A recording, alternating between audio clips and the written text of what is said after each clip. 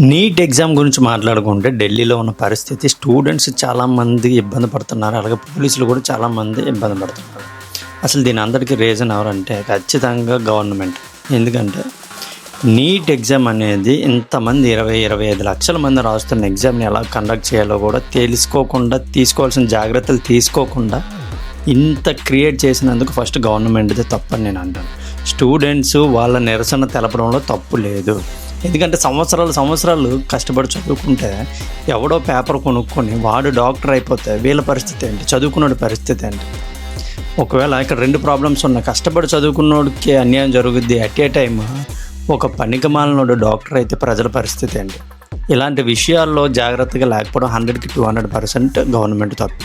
Student తప్పు అనేది లేదు. వాళ్ళ నిరసన తెలపడంలో తప్పే లేదు. కాకపోతే ఇక్కడ ఇంకొక విషయం ఏంటంటే స్టూడెంట్స్ని రాజకీయాల్లోకి లాగొద్దు. వాళ్ళ నిరసన వాళ్ళని తెలుపుకోనివ్వండి. కొంతమంది పార్టీలు ఇదే వంకాన్ని దూరిపోయి ఇంకా ఎక్స్ట్రా రచ్చ చేసేసి గవర్నమెంట్ మీద వీళ్ళ స్టైల్లోని వీళ్ళకి బెనిఫిట్ వచ్చేలాగా ఏదో రచ్చ చేయడానికి ట్రై చేస్తున్నారు. అలాంటివి రాజకీయ పార్టీలు ఏవి కూడా స్టూడెంట్స్ విషయంలో దూరద్దు.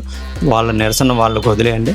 అనవసరంగా ఈ రచ్చ వల్ల చాలామంది స్టూడెంట్స్ కూడా ఇబ్బంది పడుతున్నారు.